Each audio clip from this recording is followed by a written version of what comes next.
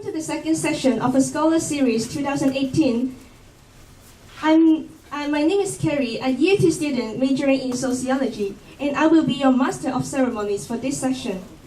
The Office of Service Learning in Ningnan strives to provide the best opportunities for higher education and service learning stakeholders to understand the integrations of community engagement and different educational experiences through organizing the Scholar Series and workshops. This session is jointly organized by both OSL of Ningnan University and Community of Practice for Service Learning in Hong Kong Higher Education, a newly founded initiative by 4 local universities, namely Hong Kong Baptist University, Ningnan University, the Education University of Hong Kong, and the Hong Kong Polytechnic University. The collaboration is made possible with the funding of UGC. The Community of Practice provides a platform for service learning practitioners from all universities in Hong Kong, including all of the audiences in this room today, and so that the members can share their service learning ideas and their service learning experiences and generate some new insights for better service learning projects in Hong Kong. Some of the key members of from the Community of Practice are here with us today, and they are going to tell us more about the Community of Practice and other initiatives of this UGC project entitled the course Institutional Capacity Building for Service Learning in Hong Kong Higher Education Institutions. For the proceedings of today's event, firstly, there is an introduction of the Community of Practice for Service Learning in Hong Kong Higher Education by Dr. Albert Ko from Ningnan University. Secondly, Dr. Timothy Stanton from Stanford University will share with us the topic of action research. Finally, Dr. Kelvin Yu from Hong Kong Baptist University will share with us the support program for service learning action research. I wish the participants a very fruitful and productive session. Now, let's invite Associate Director of Office of Service Learning, Ningnan, Dr. Albert Ko, to officially open the proceedings by introducing the Community of Practice. Dr. Ko, please.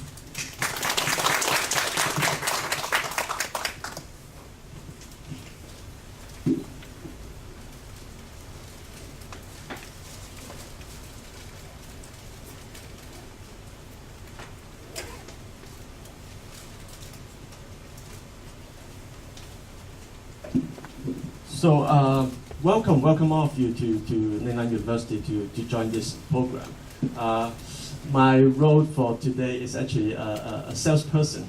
What I'm going to introduce to you is the Community of Practice. I think this is one of the examples that the reason we want to develop this platform to introduce to you is to get everyone together. In Hong Kong, I think a lot of universities are actually practicing service learning and using it as a way to teach our students things that are very difficult to teach in the formal curriculum. But in fact, when I say that, I think that already I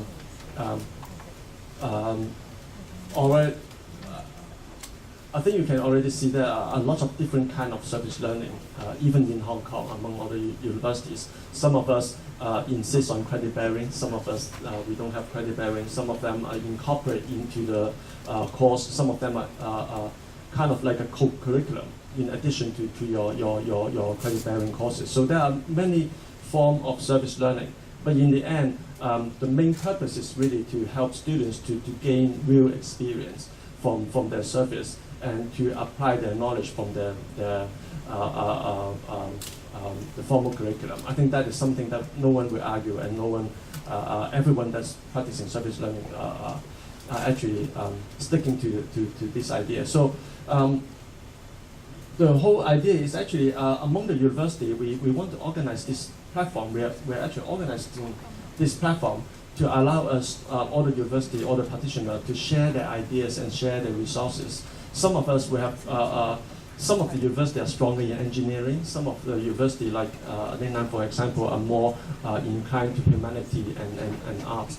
So we want to share all these ideas, all these practices, and network to create a platform where we can enrich each other's program. So we mentioned in this coming 2 years, we will be helping to organize a lot of different kind of talks, such as this one.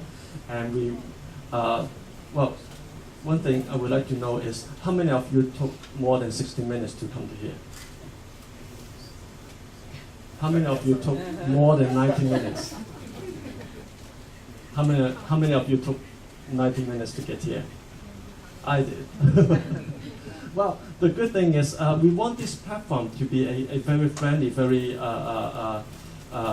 engaging platform. So this is one of the talks that we organize in Ningnan, and we will also be organizing talks and seminars and workshops in different parts of Hong Kong.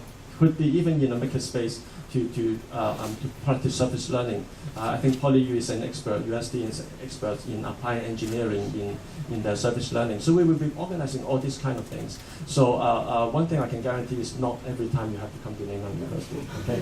So that is the whole idea, and so we will also be working on research as well. Action research. I think this is one of the topics in our program this week. So.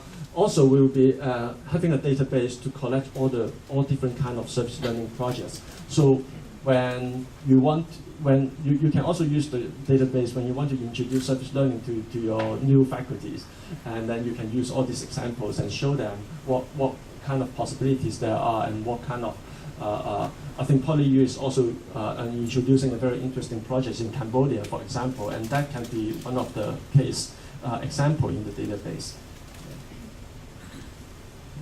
So these are the kind of things that we will also help to provide. And very importantly, this platform is not a Ningnan platform. It's a service learning platform for all the universities. Currently, I think 4 universities are closely engaged in this program. But the thing is, we wish all the universities practicing service learning to join. And in the future, it may even expand to beyond Hong Kong. But at this time, I think we built a range for all the universities in here to join together, to put our head together to develop this platform. And in fact, we are calling it currently the title is Community of Practice. Basically, we don't really have a proper name yet. So it's something that we want to build together with all the universities. It's not something that we want to build for you, but to build together. So membership is easy. Basically, if you're engaging in service learning or students engaging in service learning, we encourage them to join. So this is the QR code. You can scan it and join. We will also be sending email to all of you, so you can also join through the email. And it would be very, very helpful if you can also help us to introduce the program to your colleagues in your university as well. So that's it for me for today.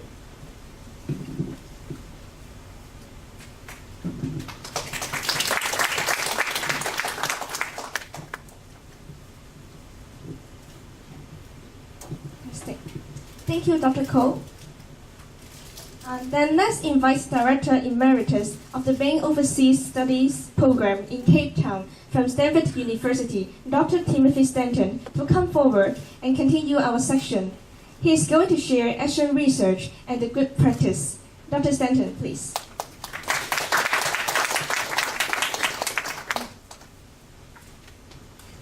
This morning working? Good morning.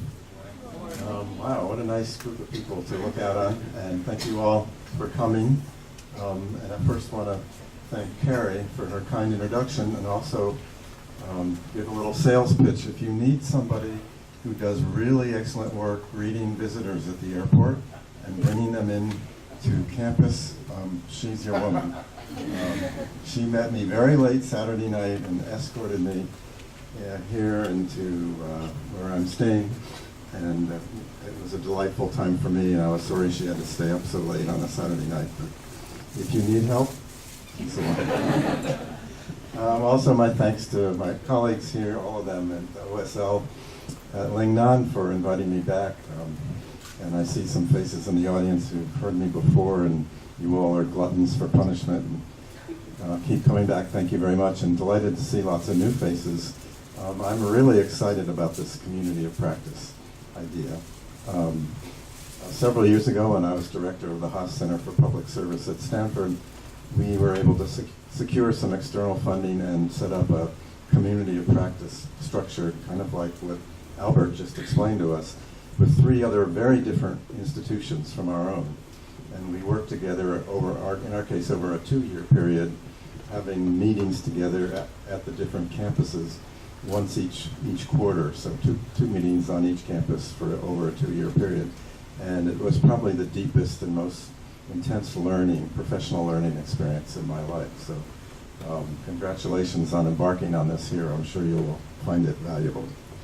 Now, do I have a clicker? And do I know how it works? Yeah, great. Okay. Now, listening to the talk so far this morning, I have a terrible fear that I've misunderstood my assignment.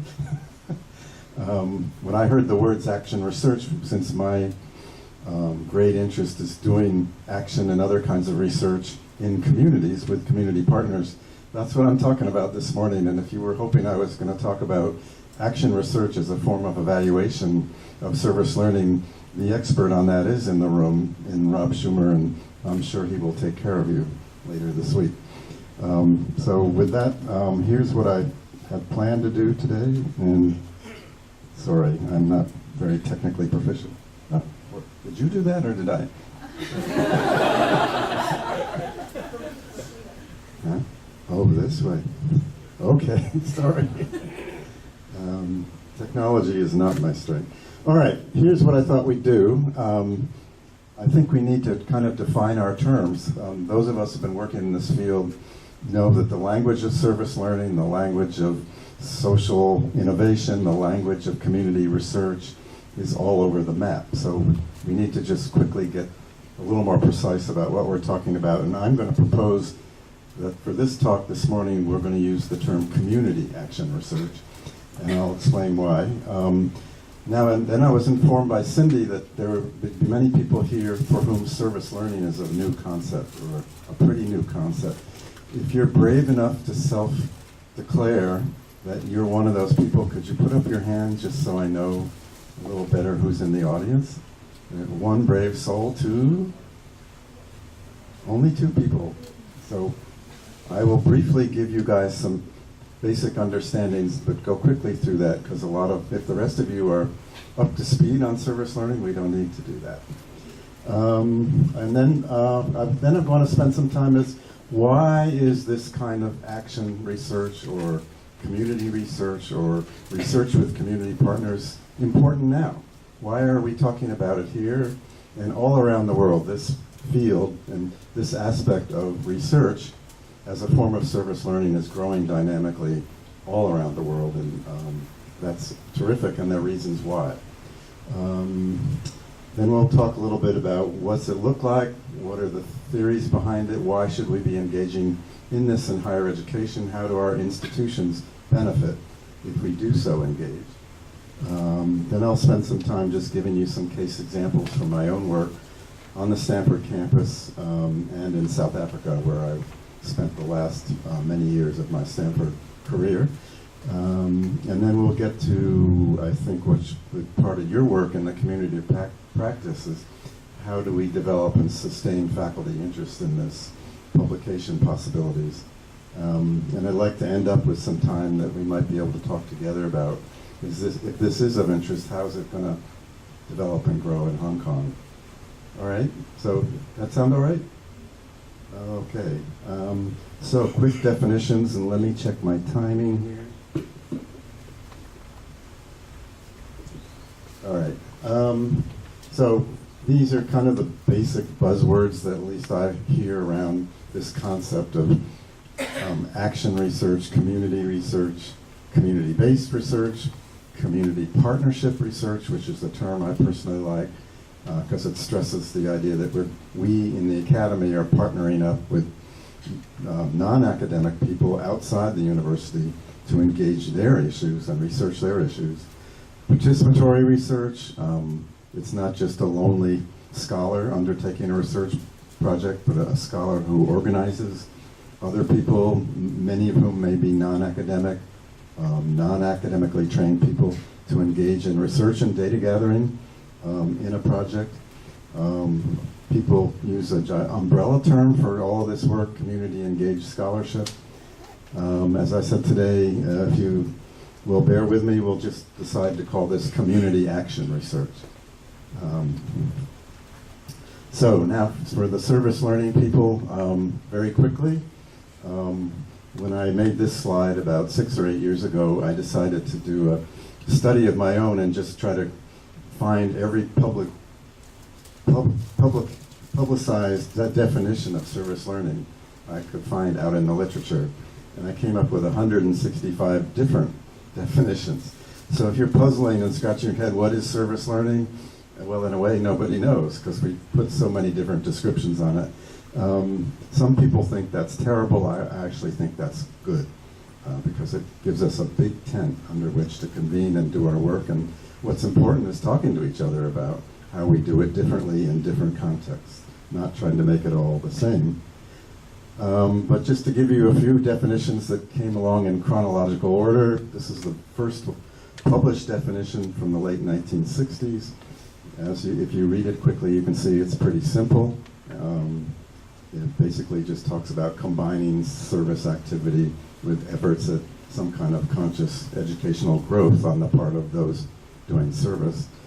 Interestingly, in terms of the history of the work, this publication was coined in a project called Manpower Development at the Oak Ridge Institute for Nuclear Studies in the Appalachian region of the United States. Was not a university, was not engaged in community service, at least in the mission of the lab. But there were 2 guys there who were brought in to try to develop a program to create employment opportunities for the local people around the lab who were not able to find employment there because they didn't have the qualifications. And what did they do? They turned to university students to help develop that program. And they decided they had to figure out what to call it, and they decided it was service learning. And we've been using those terms ever since.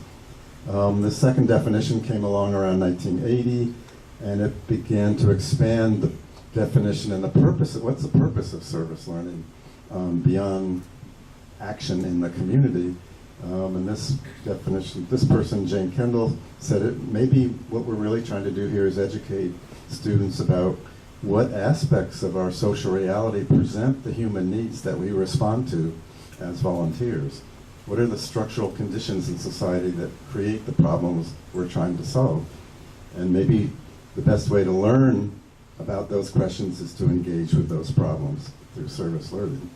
And this third definition came from me in 1987, where I was beginning to say, well, what is in fact the relationship about when campuses link up with communities and community partners, and what kind of relationship should it be? And I was asserting that, well, it should be a reciprocal one where there's mutual exchange back and forth, and we're all trying to get away from the one-directional idea of charity, service, philanthropy, which is, the one with the need, with the goods, gives those goods to the ones with the need.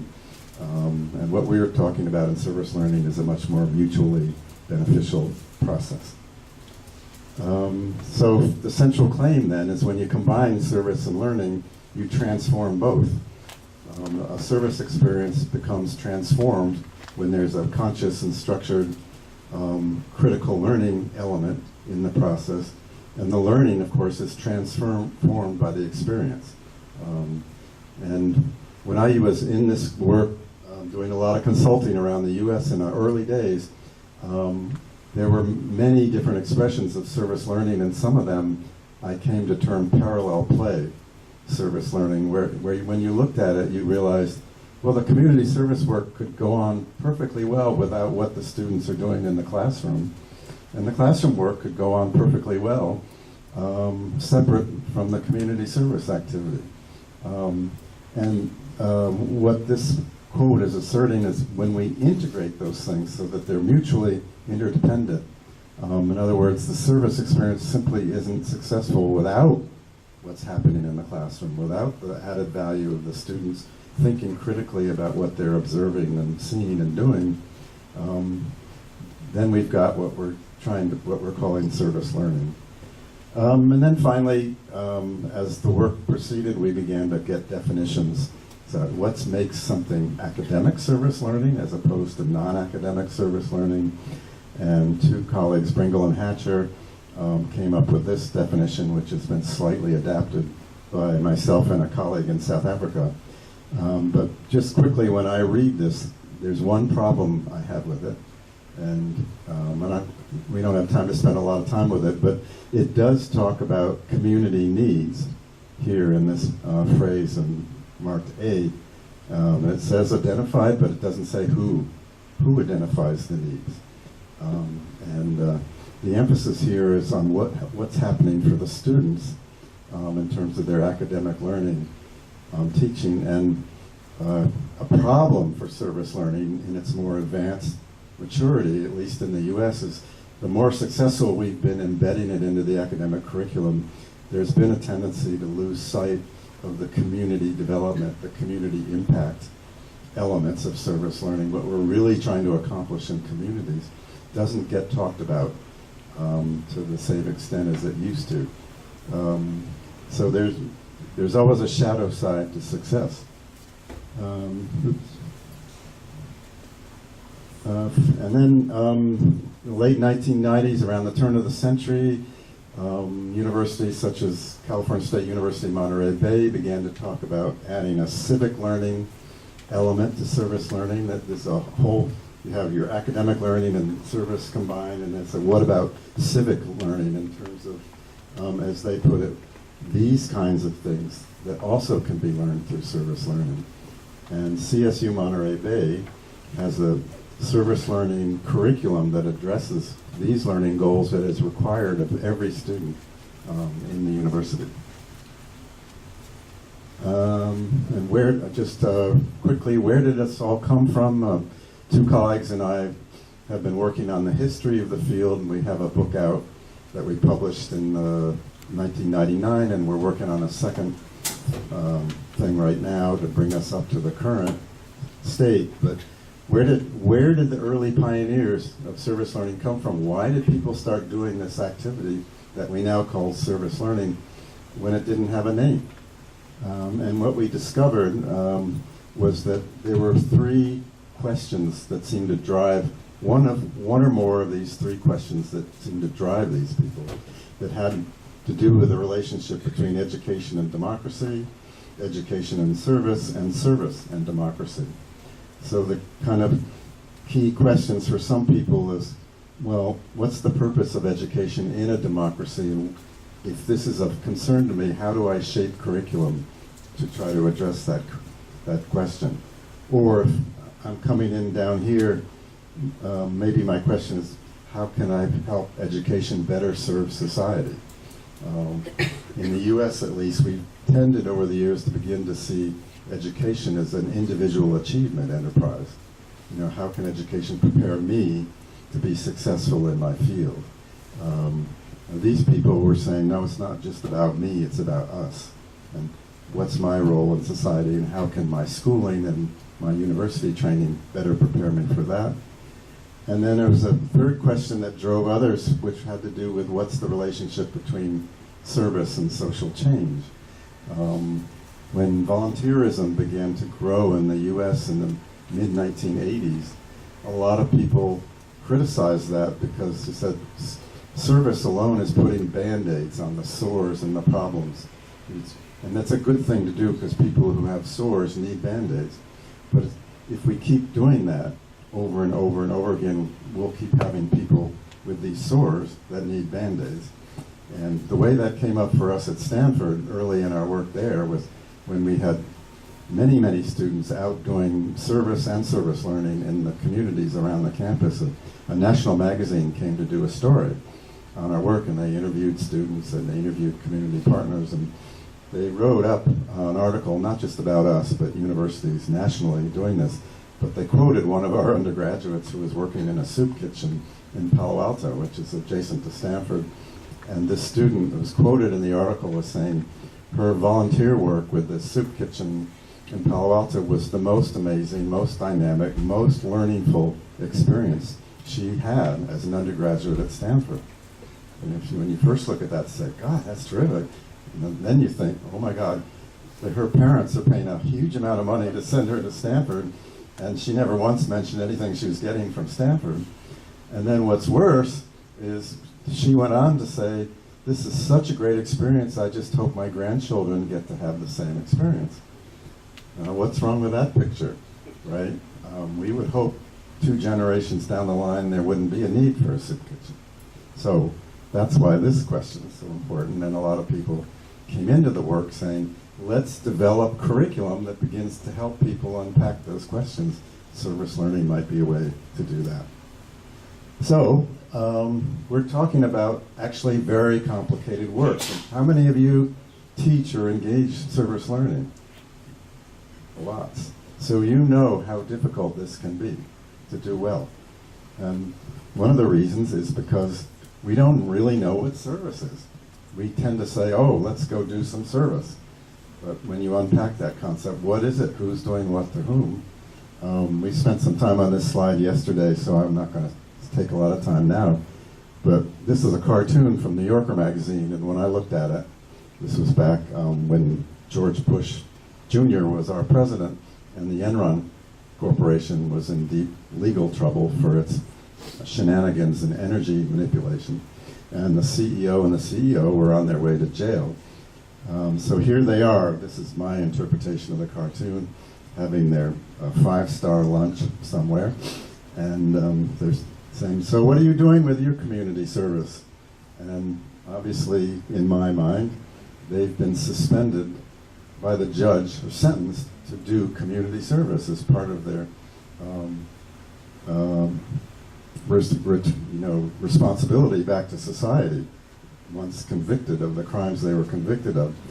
And the reason why this slide is important to show to students, in our country at least, is the communities they're going into to do service are full of people like these guys doing community service because a judge sent them there. And the residents of those communities, when you arrive to say, I'm here to do service, a lot of them may say, oh, well, what were you convicted of? And why is it our community that's always sent convicted people to help us out? So there's a whole layer of issues to be unpacked there. I've done a lot of work in South Africa, and they're thinking about this question.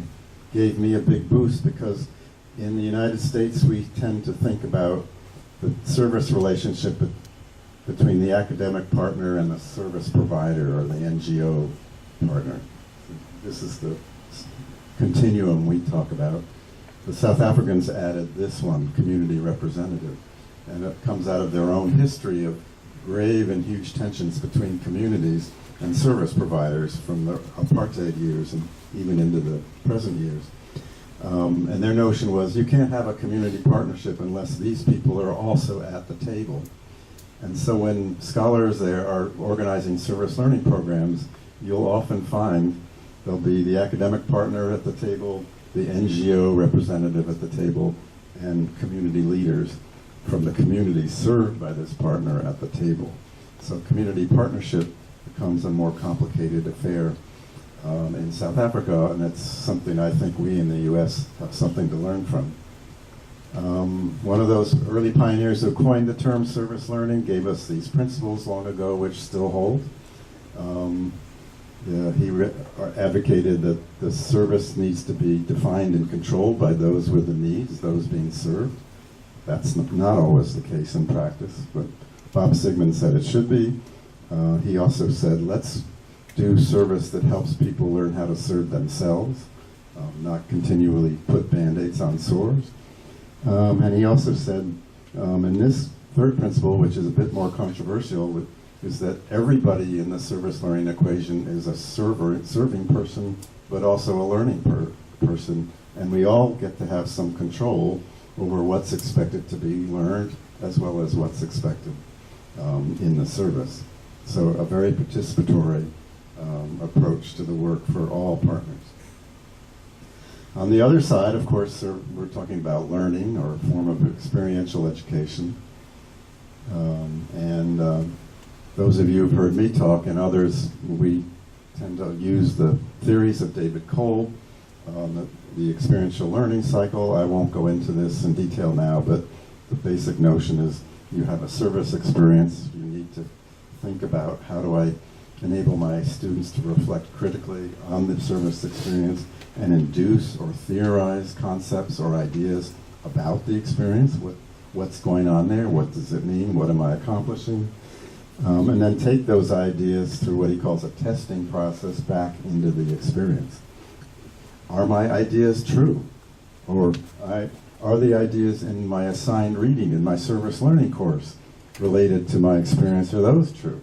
I can test those out. And then you go around and around again in a continual praxis of testing the experience versus the theoretical work.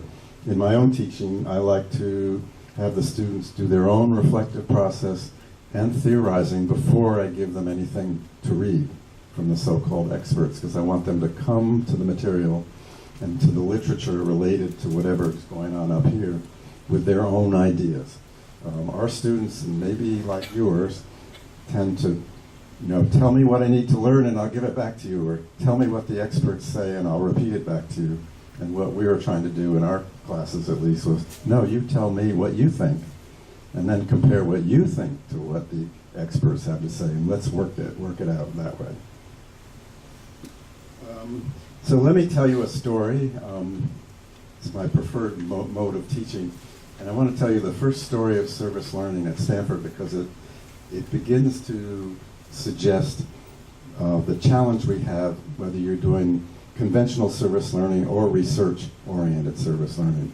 And this story comes from 1963, the very first service learning course at Stanford, and it was told by a friend and colleague of mine who was in this course.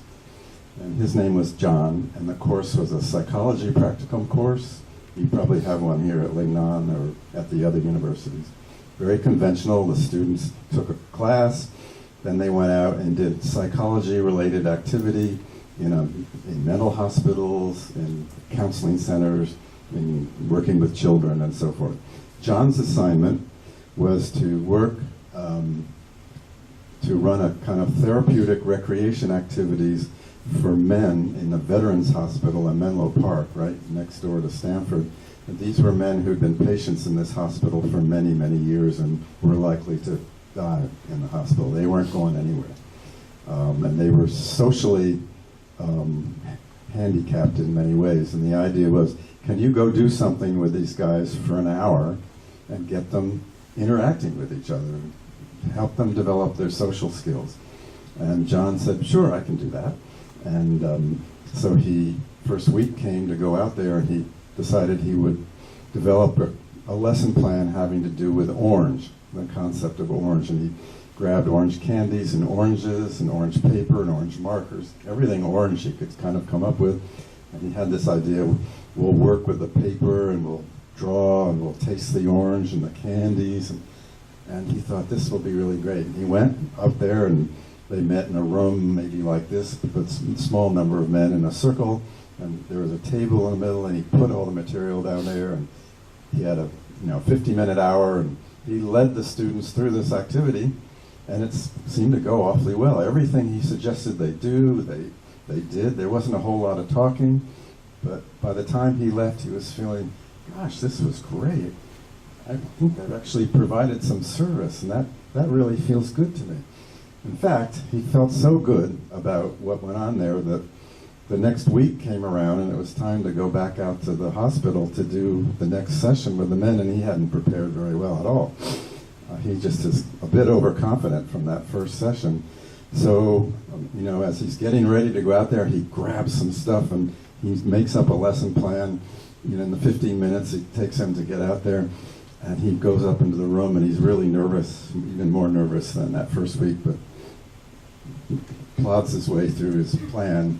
And many of you who have been teachers know that moment when you haven't planned enough activities, and you get 15, 20 minutes into your session, and you're done. And John did this and didn't have anything else to do. And he sat there, he says, I sat there and I just froze. And he said, these guys, they just stared at me. And we all sat there staring at each other. And he said it seemed to go on for an eternity. And finally, one of the men gets up out of the group and comes over to John and he says, "Are you going to be here for a while?" And John looks up at the clock and says, "I got to be here another 20 minutes." And the man walks out of the room, and this room was on the second floor of this old hospital that had beautiful grounds and gardens around it. And he goes down the stairs, he goes out into the garden, and he picks a bouquet of flowers. And he walks back up the stairs, and he comes over and he gives them to John. And then he goes and he sits back in his chair, and John now is mortified. He knows he's the center of attention. He doesn't want to be the center of attention. He sits there holding his flowers, and he says, I sat there for 20 minutes holding the flowers. I didn't say a word, they didn't say a word, and when it got to be, the clock struck 12 or whatever the hour was, he said, everybody burst out of the room, including me. And I raced back to campus, and I was completely chagrined. I had failed miserably, and he said, the lesson I learned, you really have to prepare if you're going to do this work in any kind of semi-professional way. And fortunately, John had a class to go to. And what he didn't know until then, that fortunately, even more fortunately, the instructor of the class was also a part-time clinician at this hospital, and he knew these patients. So they met in the class, just like some of yours. I said, let's go around the circle, everybody talk about your service experience and compare the first week to the second week. So it gets to be John. He said, well, God, I had this really great first week, and I felt really competent, and it seemed to work, and the guys, they didn't talk much, but it seemed like they got a lot out of it. And then I had this second week, a catastrophe, and he tells that story. I was a failure. I didn't provide any service. On and on. He just felt really negative about it. And then finally the instructor says, well, John, let me tell you something about that man who gave you the flowers. As far as we know, for all the years he's been on that ward, he has never said a word to anybody, another patient, a staff member, no one. He's a complete recluse. He doesn't have any kind of social interactive skills that at least we've seen demonstrated. So after explaining all that, he says to John, well, now, John, what happened? What do you think happened to you? And they start teasing that out. And pretty soon, the story is that, well, I think what happened here is this person, so vulnerable, was witnessing another person even more vulnerable at that moment. And that evoked out of him the desire to make a gift. And empathy, yes. And so he grabbed that bouquet of flowers and he gave them to John. And according to the instructor and clinician, he said, we've never seen anything like this from this man before. So now how do you interpret that empirically? Let's go back and look at that again. And, they talk it through again, and the way John describes it, he says, it transformed my idea of what service is. Up until that moment, I thought service was being proficient, being professional, being prepared, all the things we think of how to do our work as well as we can do it. And what I learned from that was the real service I gave to that man, at least, was to be incredibly vulnerable in his presence, which nobody ever was, because everybody around him is always being proficient and professional and doing what they think is the best thing to do for him. And that turned John's notion of service upside down as an undergraduate student, which he still talks about today. He's a sociologist at UC Davis. And so it underlines in all the work we do that there's a problem of perception. How do we see what it is we're doing in this work, whether we're doing conventional service, whether we're engaged in research? I mean, it's a huge problem in any kind of qualitative research. And it has to do with who we are as well as what we see out there. And I think, as I mentioned yesterday, when I look at you, if I've got green sunglasses on and I don't know my lenses are green, I'm going to see you all as green and say, why are these people so green? Whereas you're not green, it's my glasses. So part of perceiving clearly is actually having some self-awareness of who I am and what I'm bringing to the observation. So I tell this story because I think it's fundamental to how we think about how to do our work well with students. So why are we getting into this now, this idea of research? What's happening in the last, let's say, 18 years since the turn of the century that suddenly makes this work so important? How did we get here in the US? Just real quickly, I think if you look back, and Rob and I have done that in terms of trying to draw some history to all this, is that we had two movements in the 80s that provided the foundation for change in higher education. One had to do with curriculum reform, and the other one I've dubbed public service and education. Now the curriculum reform one, basically, we had national reports, voluminous reports that came out in that time period that criticized higher education curriculum for being too content heavy, too pacifying or passive, and the basic challenge was that educators should shift their focus from knowledge acquisition to cognitive skill development, or skills that last a lifetime. And these are intellectual skills, not just physical skills. The idea was that we needed to fundamentally reevaluate the structure and pedagogy of undergraduate education, with the idea that we need to bring students in direct contact with the subjects of their study. Here's the pathway to service learning. The second challenge was in the mid-1980s, we had this notion of the me generation, that label on young people, that the idea that people become very self-centered and withdrawn from community and from society. And the national reports that were addressing that issue said education was partially the cause of this, and had contributed to the challenge because structurally we lacked a means of linking classroom study with students' direct experience of social problems, issues. They had the experience, but we weren't giving them a space for it in education. And we failed to deal effectively to educate students with an understanding of these problems and an awareness of their responsibilities to deal with them. So we needed to encourage in students this notion of John Gardner's, which is liberty also comes with duty, and that's the democratic deal that we make if we're going to be citizens in a democracy.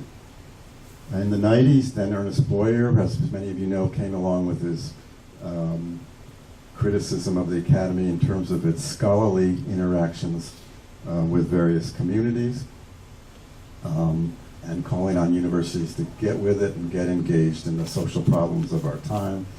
And in his famous book, Scholarship Reconsidered, he began to articulate 4 ideas about different forms of scholarship: discovery, integration, knowledge sharing, and application. This is probably the hierarchy of our valuing of these forms of scholarship in most universities at the time. But then he said there's also a 5th dimension, and that is what we now call community engaged scholarship. And Boyer's work really carved out a space of legitimacy for scholars and others in higher education to begin to think about this notion of community engaged scholarship and what it means for teaching through service learning and our own research as faculty members. And then finally, in this century, what's begun to open doors for this work is an acknowledgement that we've got problems in the world and society that are more complex, more globally interconnected, and more often viewed as intractable than we've ever had before.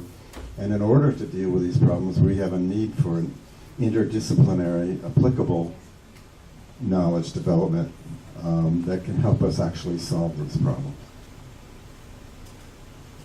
And there's been a growing recognition that higher education has an important role to play here, and the benefit of playing this role is we will be acknowledged more deeply and generally by society as being important institutions.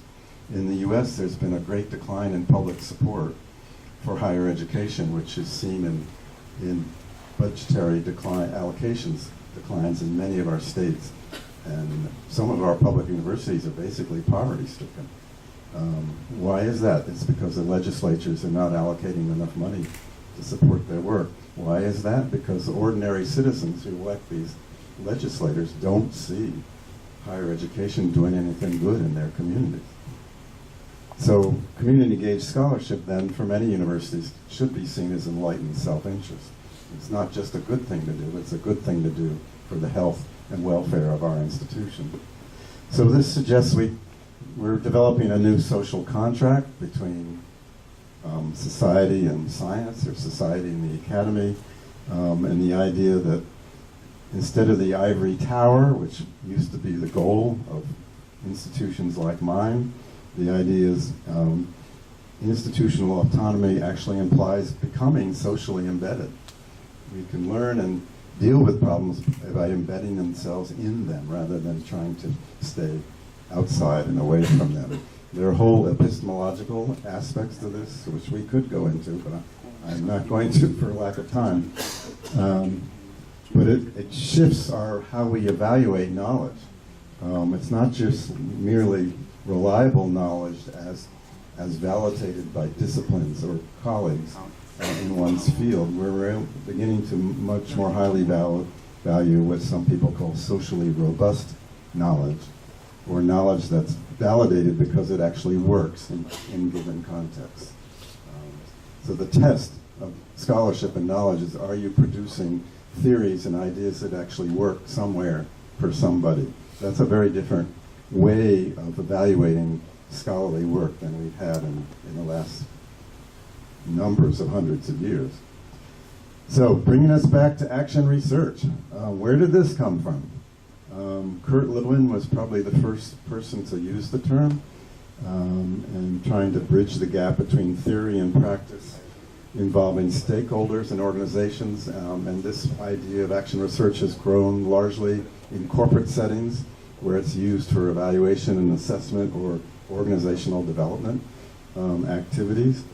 At least from my sense, it often lacks any kind of community or social change element because it's very much focused internally on work, but it continues very much today in many organizational settings.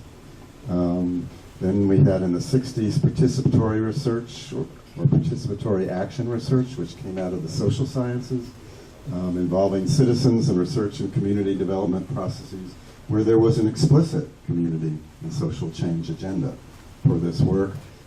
Interestingly, its origins were mostly in the third world, in Africa, South America, Asia, and it transformed the research relationship from communities as objects of study, which they often are and still are in many cases, to communities of active participation in studies.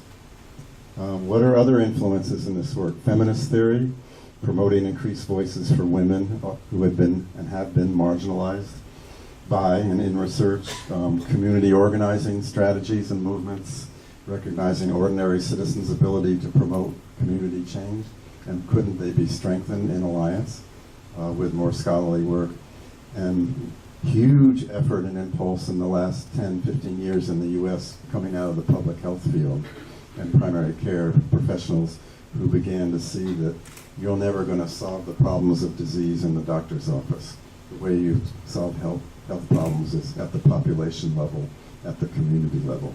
And what does that mean, both in terms of organizing those communities, but what does it mean in training physicians to do health promotion outside of their clinical practice or in addition to? And why should we engage in this work? This list comes from some of those who are involved in it. First of all, the major claim, a lot of people now make the claim that community-based, community action, community participatory research actually produces research of higher quality and stronger validity because it produces research that works, that actually arrives at solutions for problems. It relies on, particularly when you're relying on qualitative investigation strategies, your sources are more likely to tell you the truth when you ask them questions if they trust and know who you are. rather than if you were a stranger coming off a campus, an unknown campus, to ask questions, in which case a lot of people will either politely send you away or politely tell you something that is not true. It enhances the relevance and usefulness of research and data for all the partners, joins partners with diverse skills and expertise in the enterprise, and can strengthen the research capacity of everyone. There are a number of scholars who engage in this kind of research to develop an army of citizen scientists, to actually train citizens to do research. That, hey, you can do research and you don't have to have a PhD after your name. It builds trust between the academy and its communities. Lo and behold, it enables new fundraising strategies from funders who may not fund straight ahead academic research, but they will fund scholarly enterprises designed to solve particular problems, and aims to improve the well-being of communities overall. So I talk about this research as having a public purpose, or you arrive at it through a collaborative process, and the goal is to have a product that has impact both in the academy and in the community. So the public purpose, I just put across here some very general categories or boxes of possible public purposes, but they're all kind of action purposes. And they could be things one does locally or at a distance. The collaborative process, there's no one way to do this work. There's no one standard of how collaborative it should be. But this slide just shows the continuum of ways one can do community research. It can be entirely investigator-driven. It could be entirely community-driven, or everything in between. And part of the challenge of doing the work is deciding how are we going to do this at each step of the way. And this slide begins to address that. The horizontal axis is your conventional research sequence or process, right? There's a question, you design the research, you gather the data, you analyze the data, you come up with some findings, and hopefully you apply them in some way. And then the vertical axis is low collaboration versus high collaboration, and this is a map of a particular community action research project. It had high collaboration determining what's the question. This is collaboration between the academic partner and the community partner. The design of the research was largely done by the academic partner. They were the one with the expertise. How do you design a research strategy? The data gathering was very interactive and collaborative. Community people were brought in and trained to help gather the data. The data analysis was also highly collaborative. Let's sit down together now that we've collected this data and figure out what it says. What does it mean? And the community people, their perspective was very important to the academic partner in figuring all that out. The application, or what are we going to do with these findings, was not as collaborative. In this case, it could have been either the academic partners went on to carry on the dissemination and application of the findings, or it could have been the community partner, but they didn't do it together. Now, this is not a map for how everyone should do this work. It's a map of how one piece of it could have been done. And this design, which is a bit hard to decipher, but it was my attempt to show also the outcomes of this work can be equally diverse. So here the vertical axis is high academic impact or low academic impact. This is high community impact versus low community impact. So project A, which we'll call voting patterns analysis, these are all Stanford projects. This was some people in our political science department who were approached by registrars of voters in California several years ago with a question. We have a problem. People of color don't vote at the same rate as the white population in our counties. Can you help us understand this better so we can try to improve the participation? So the political science folks went out and took a look at that. They did a lot of traditional political science data gathering. They wrote an excellent paper that went in political science journals, suggesting here's the problems, here what might be done about it. They gave the paper to the registrars of voters who put it on a shelf somewhere, and nothing ever got implemented. So you can say high-end academic impact, perhaps, maybe other scholars in political science did something with that research, but did it affect the community level? Did it affect voter participation? Not much. Project B, domestic violence victims. This was a project by a medical student that I supervised when I was in Stanford Medical School. She had been a volunteer in a domestic violence center near campus, and had become very interested, along with her supervisor in the NGO, about couldn't we train community people to do domestic violence prevention education, door to door, street by street in the community, as a way to reduce the incidence of domestic violence. And she was interested in the Promotora movement in South America at that time, where they did a lot of this work. So for her research, she just, through the internet and every other way, researched every possible way to find out more about how these programs worked. And the goal was to put a training manual together that the NGO could use to actually start training mostly women in these communities to do this work. This student did an incredibly wonderful job. It was a thorough piece of research, and she wrote a beautiful manual that last I had some contact with this, they were still using many years after she'd done this. Very high community impact. Did the student ever write up any kind of journal article or something to disseminate her story out into the wider world? No, she didn't. She just wasn't interested. So, it didn't meet both standards as well as it might. The third project, Community Youth Development, is a center at Stanford called the John Gardner Center for Youth and Community Development, started by a scholar in our education school, Milbrae McLaughlin, many years ago, with a commitment from the ground up to partner up with Redwood City, which is nearby Stanford, to work on youth community development issues in that city, to combine the scholarship of her own scholarship, other colleagues and graduate students' scholarship to help them improve their aspects and prospects for youth in Redwood City. It's an incredible project. It's still going on 25 years later. Graduate students are involved, undergraduates are involved. And what's interesting is the Redwood City is still very much using everything that's coming out of it, and I could tell you lots of what those wonderful things are. Milbrae won the Researcher of the Year award from the American Education Research Association. Her academic scholarship in this project is very highly esteemed because they do both of these things so well, and they've attracted a lot of funding to do it with.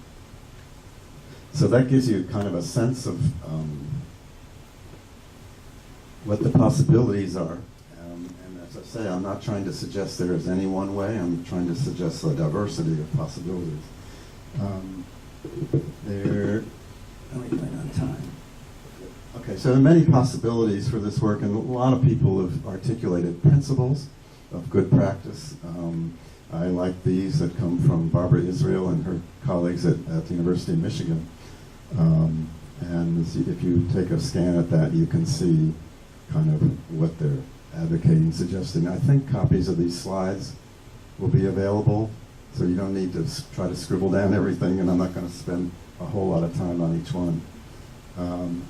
So what are the unique aspects of doing this kind of work, research-oriented service learning or community service?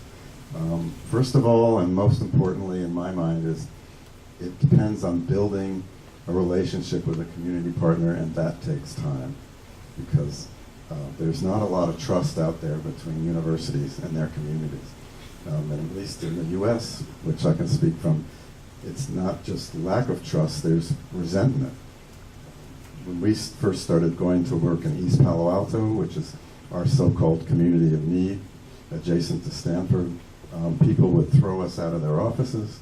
We don't want to see you people anymore. The superintendent of schools told me when I went out there at her invitation to develop a tutoring program, she said, I'll be willing to talk to you about this, but I just want to tell you if another faculty member or graduate student from your graduate school of education shows up on one of my school campuses, I will call the police and have them thrown off.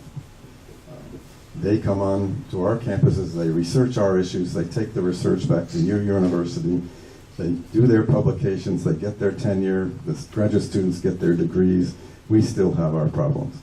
So if that's the kind of work you want to do with us, no thank you. Those attitudes are in many of our communities, around many of our institutions, and we have helped create them. So this work suggests there's another way to go about doing this, which is to more humbly approach communities that can we partner up with you to investigate your issues as you see them. And we have some expertise that can be put to work to do that, but we want to know what your questions are. And ideally these projects can address these needs as these people understand them, but also contribute to scholarship. Because we can ask new questions and come up with new answers that don't exist in our fields at the time.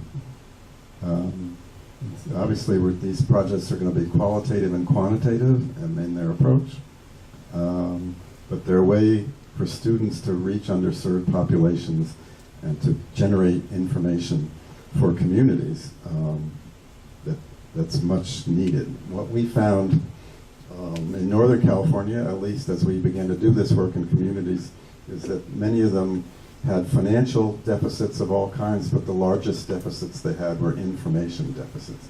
They didn't know enough about their own communities to apply for existing funding. They couldn't write a funding grant because they didn't know the basic demographics of their communities.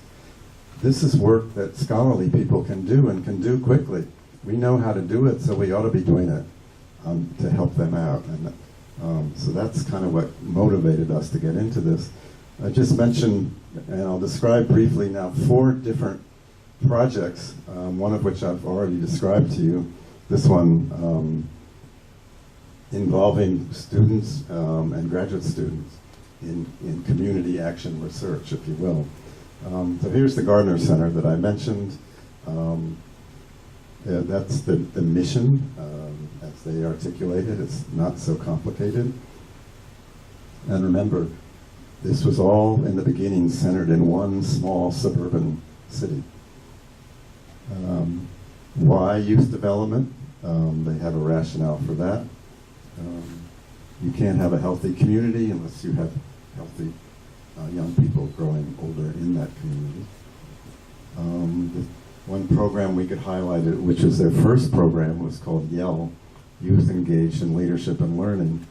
The center designed and led this program at 2 Redwood City middle schools, a 2-year period in which the young people used social science research techniques to study issues of concern and formulate policy recommendations to the city council. Rob does a lot of this work, which he'll be telling you about tomorrow. And these recommendations shared throughout the city in various different ways.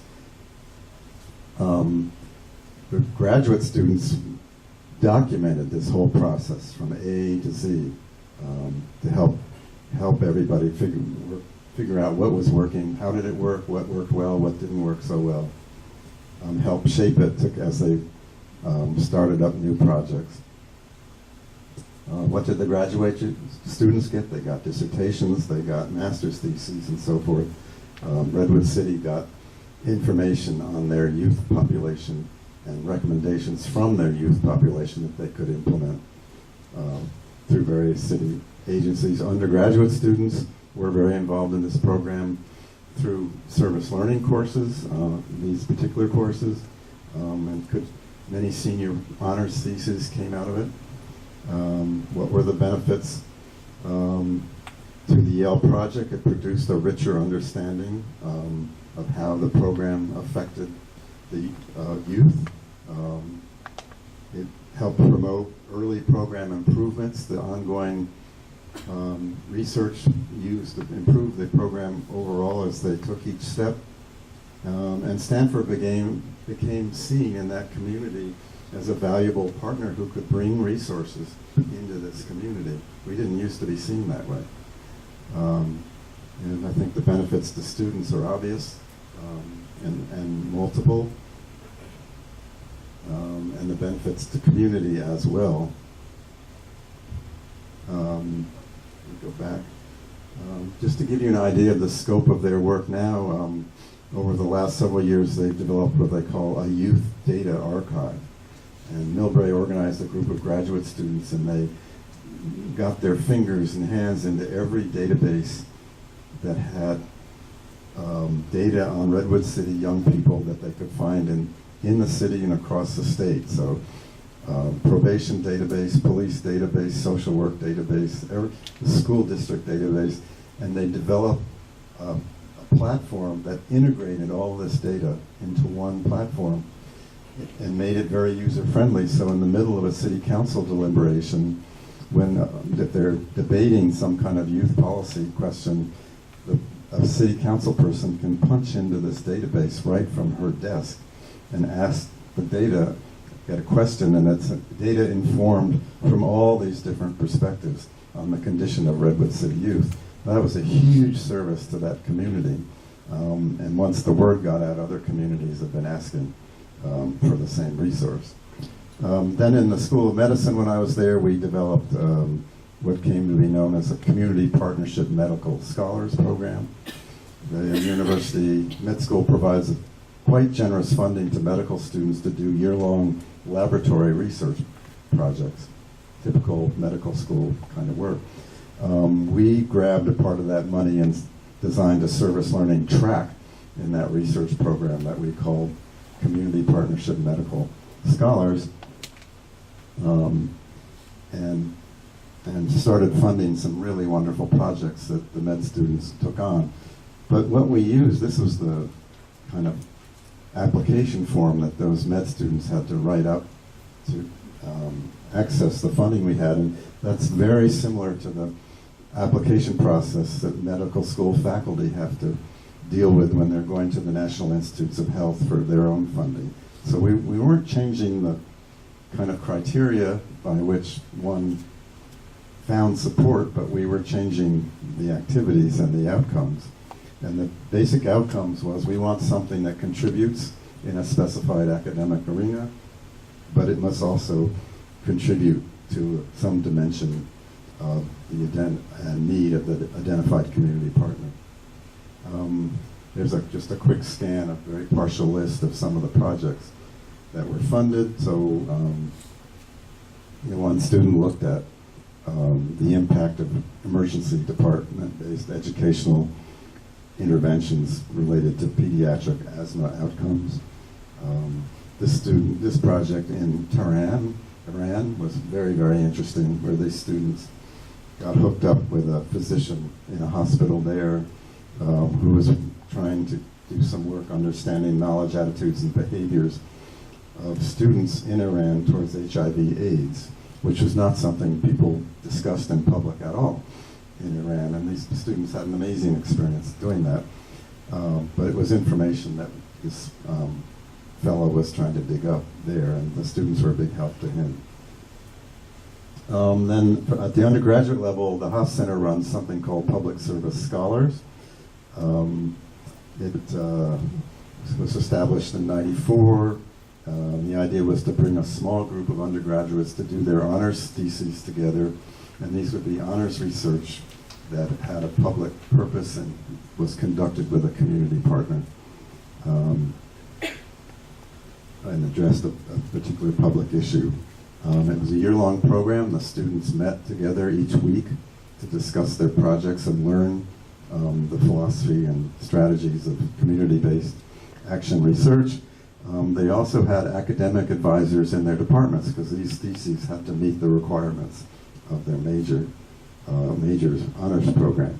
But it was, what we were forming was an interdisciplinary community of practice, if you will, of students engaged in this research, and they could come in and workshop their research and the problems that would arise, and which always arise in this work, and solve those problems together.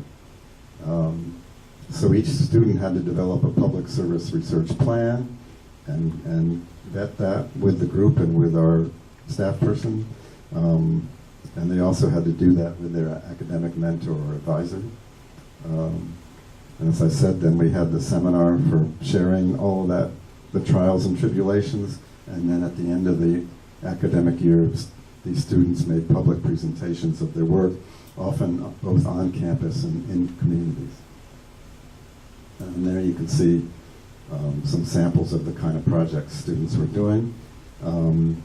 This student, Kopel, was one of our students in Cape Town when I was there, and she developed a project when she came back from Cape Town with the Red Cross Hospital in Cape Town, looking at kind of stigma issues of students with terminal illness there.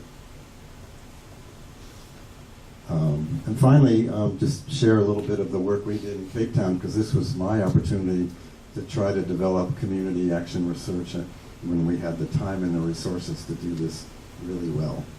And so just briefly, the program had two goals. Stanford has 11 of these centers around the world. We're quite fortunate about this. And the Cape Town Center, I designed and developed with colleagues, and we were the 11th program to open, and the only one on the African continent still. But the idea was to introduce students to post-apartheid South Africa through an integrated program of courses, service learning, and community-based partnership research. And students would deepen their learning by contributing to development efforts in South Africa through collaborative service learning and community-based research. So the overall goal of our being in Cape Town was to be of service to the Western Cape community, and along the way provide high-quality, deep education for our students.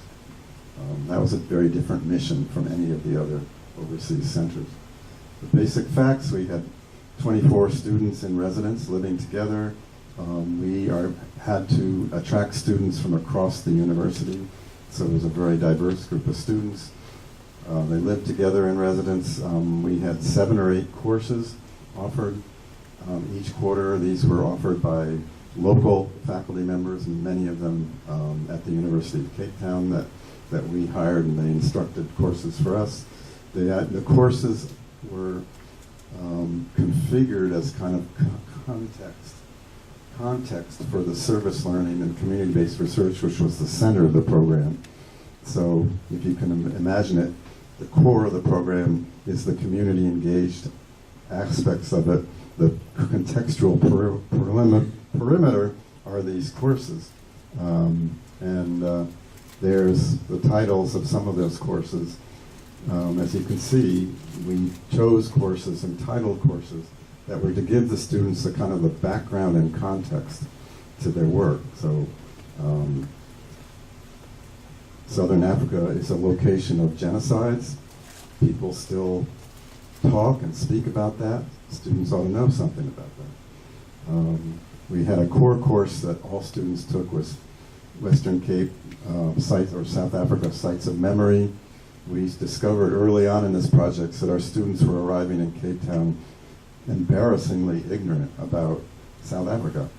So ignorant that stuff went over their heads when they went to theaters, for instance, or read the newspaper. They wouldn't know what was going on.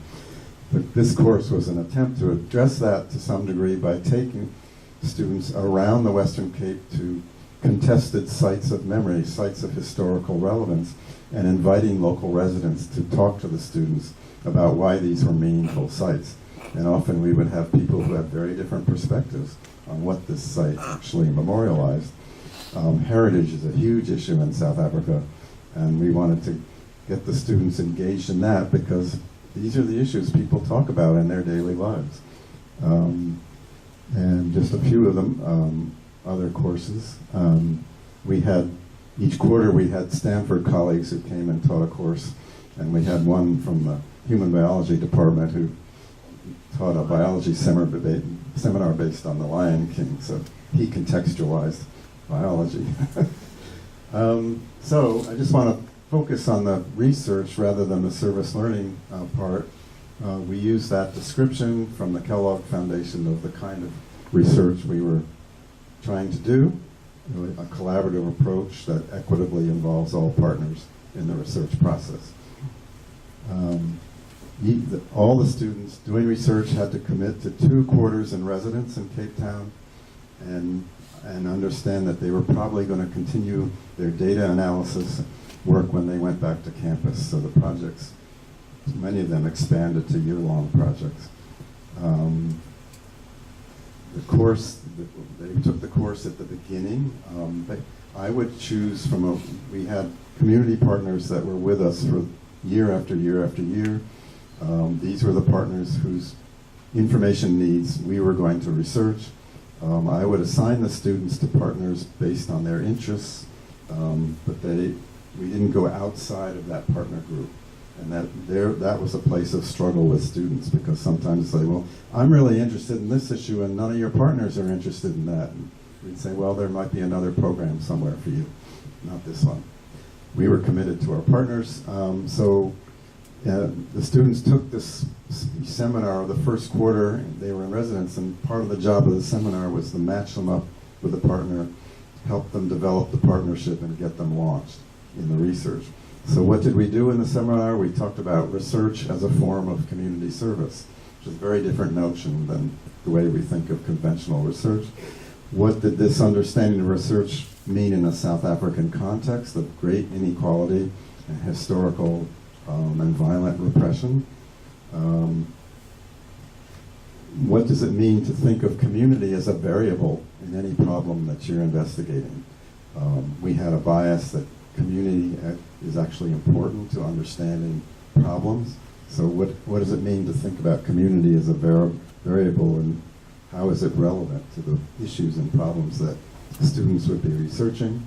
Then there's a whole field of community-based action research, and we had to do some quick and dirty training of the students, and I came to call it just-in-time training, because once we knew what the student projects were, we could do workshops. If they're going to do a lot of interviewing, we could do interviewing workshops. If they wanted to write surveys, we could do survey development workshops. I didn't know what we were going to be doing until the projects started to come into being. And we spent a lot of time on the notion of partnership development. And we began to have a running joke each quarter in the class around how many cups of tea does it take to establish a partnership. Because they and I, even in the beginning, coming from the northern hemisphere and California in particular, when we wanted to set up a partnership when I was at the Haas Center, I'd pick up the phone and call a nonprofit organization and say, what do you think about if we had some students do this, that, and the other thing? And they'd say, oh, that sounds like a good idea, send them over. South Africa, no way you can do that. They don't want any more help from the north. They're suspicious of deep pocket universities like my own. They are not used to volunteers of any kind. The idea of a volunteer coordinator, which most of our nonprofits have, and I'm sure many in Hong Kong now have, no, who would ever heard of that? South Africa, there's no tradition of volunteerism in South Africa. So this was a whole new notion to them. So the response when we would call both our service learning prospective partners and research partners was, well, that's interesting. Could we meet next Tuesday at 10 for tea and talk this over? So you'd go meet for tea and talk it over, and occasionally that's all I needed, and we could go on from there. But usually it led to, well, how about we meet next week and let's keep talking about this? And sometimes it went on several weeks till you finally got a meeting of your mind, or you figured out this wasn't going to work.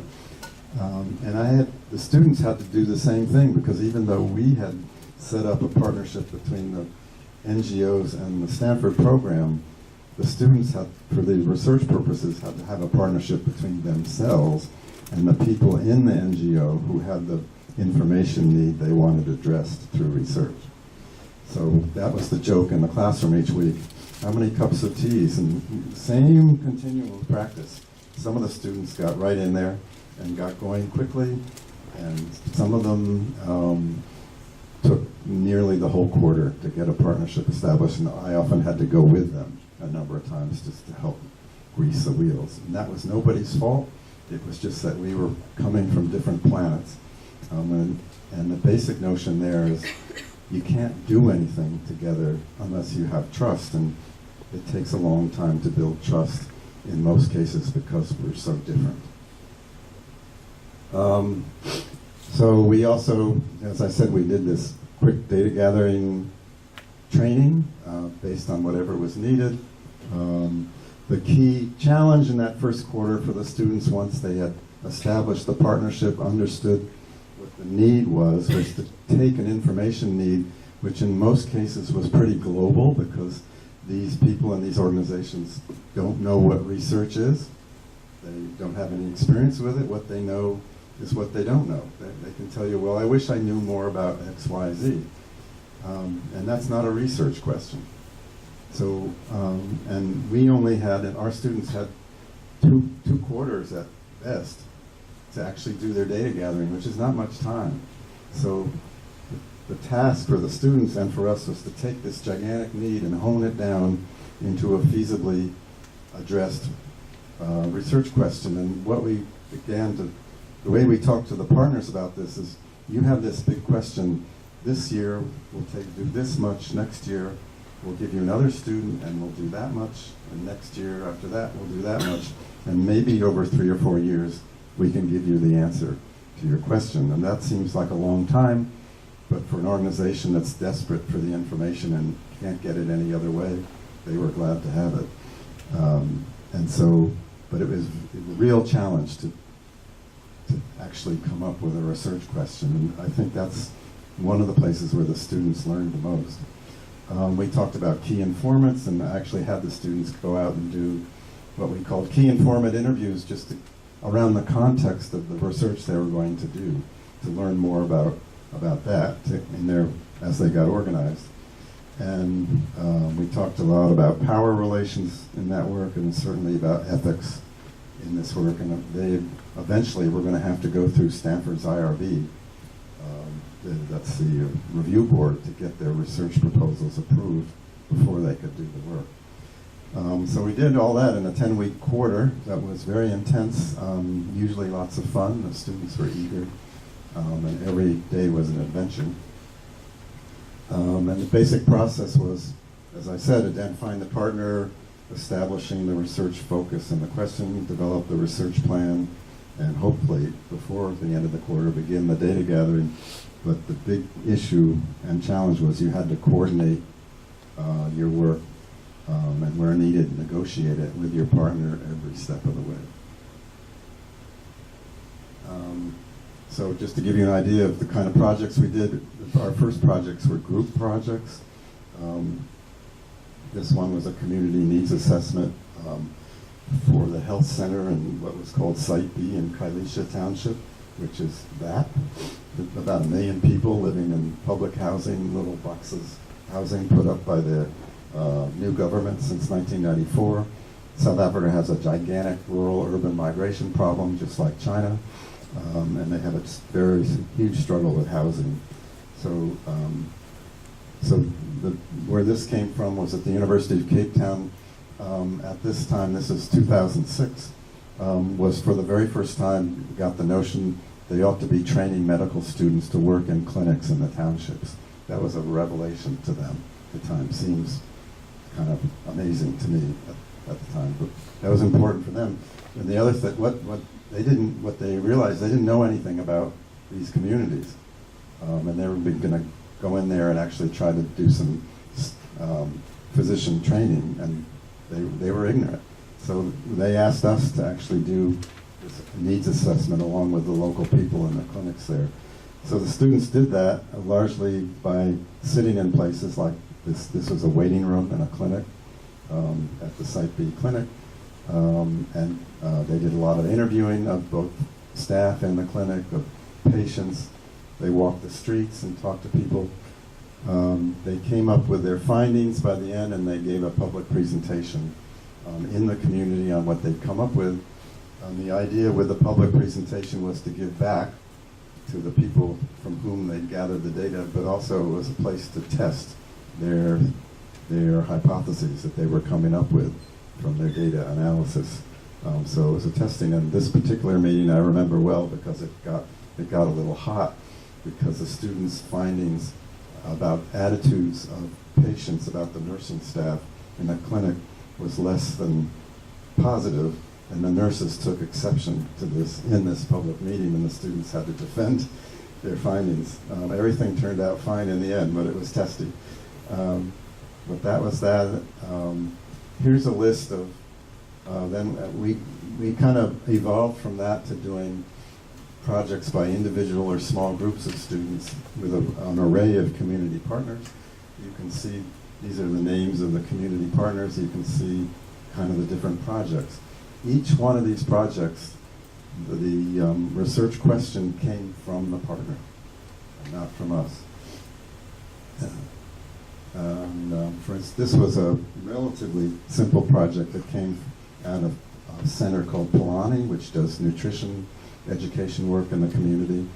And our student, Allie Johnson, came to Cape Town with an interest in, she had worked in the nursery school at Stanford, the lab school, and was curious about why the young kids in the lab school never ate their vegetables.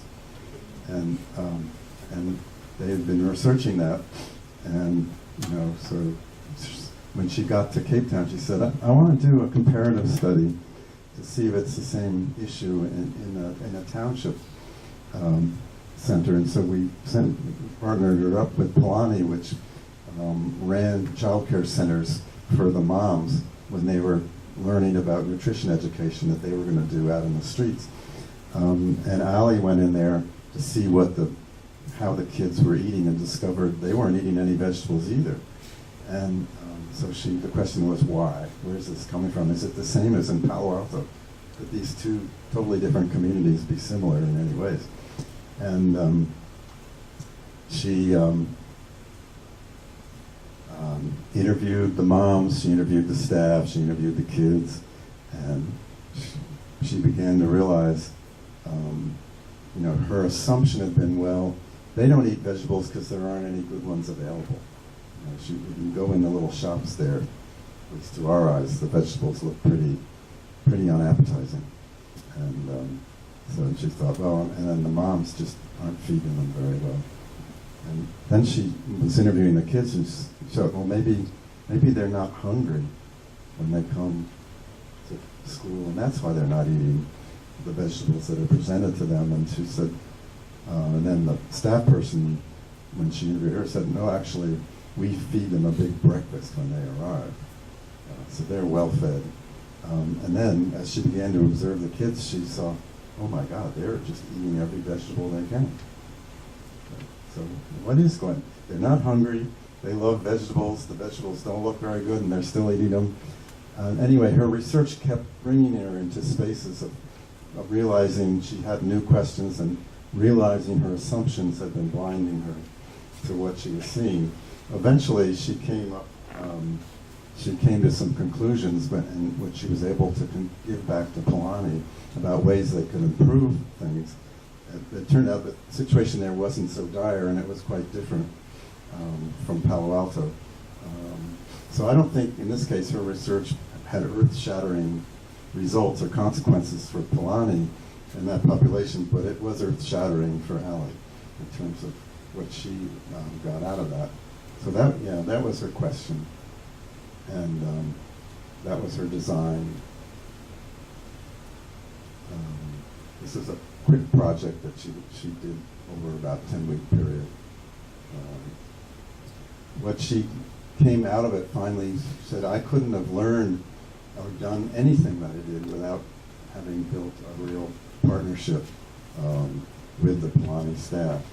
And in her final paper, this quote comes out of her final paper where what partnership meant to her and the importance of trust building, without which she really couldn't have done very much at all in that situation. Another project, much more complicated one, 2 students were on it in 2011. with an outfit called VPU, Violence Prevention Through Urban Upgrading. They were our German Development Fund sponsored NGO working with the city of Cape Town with a mandate to reduce violence in the townships any way possible except through more police work. And they also were working in the informal communities around Kailicha, in these shack communities, and a lot of the violence was along these strips that mostly the moms would walk between the shack community to the center of the township to get to the commercial areas, the shops, and the transit into the city. But VPU had basically 4 strategies. The one they wanted us to research was this one, the Social Development Fund. And they wanted to have kind of an objective look at impact. The strategy was to give small grants to community residents to use to carry out their ideas. What did they think would prevent violence, particularly along this passageway?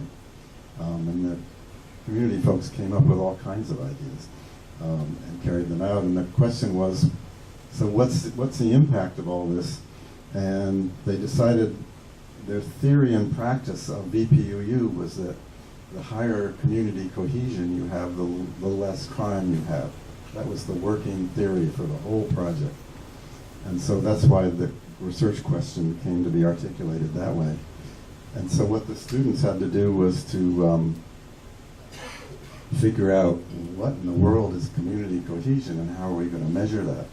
So step 1 for them was to go back to the University of Cape Town Library and do a thorough literature review on community cohesion. And fortunately, they discovered there were validated instruments for measuring community cohesion that other scholars had developed in other communities that could be used here.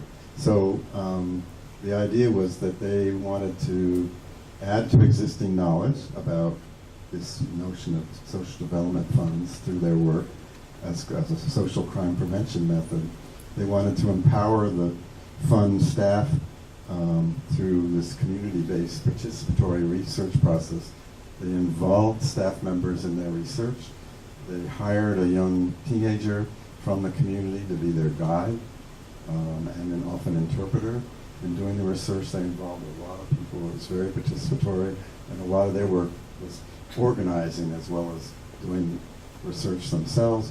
They wanted to produce these products at the end of the project, and what they ended up with was an academic research paper of the highest quality that's been cited in other journal articles and conference presentations, a lay summary edition that was distributed to members of the community that were involved with the fund, a manual to the fund on how to do this research so they could continue it themselves. One of the girls had a boyfriend who was a videographer, and he came to Cape Town and made a video of their community presentations, of their research, and of the research data gathering process that they left with the community. It was really an extraordinary piece of work, and I won't go into the whole detail on it, but this is a lot of what they did was just walking around the community talking to people. And their legitimacy was provided by this teenage girl who introduced them to all her friends. And as her friend, it's opened a lot of doors for him. Another project that came out of that course but took place in Thailand. One of my students was a Thai citizen and she wanted to do work in Thailand. She had been there the summer before she came to Cape Town and had worked in a refugee community near Chiang Mai, and discovered in talking with the refugees that they had no way of sending money to their families. Thailand banks would not deal with them. They had no kind of identity that they could have bank accounts. And they couldn't use any of the normal processes we depend on for moving money around. And she became concerned about that, and then she got this idea, what about the post office? I wonder if they could help. She decided she would do some research on how to engage the post office in this. And she actually talked her way into the post office in Bangkok and got them to sponsor her project. So she was working with these Burmese refugees and came back after she'd taken our research seminar and spent about 6 months in these communities, figuring out exactly what the issues were about money sent and money received, and what might work in terms of supporting these people in those processes. I don't know what that slide says. Maybe one of you does. But here was the research process: sitting in homes, having supper, talking to people. She wasn't the kind of social scientist with a clipboard and a pen walking around. She actually immersed herself in the culture to find out what would work.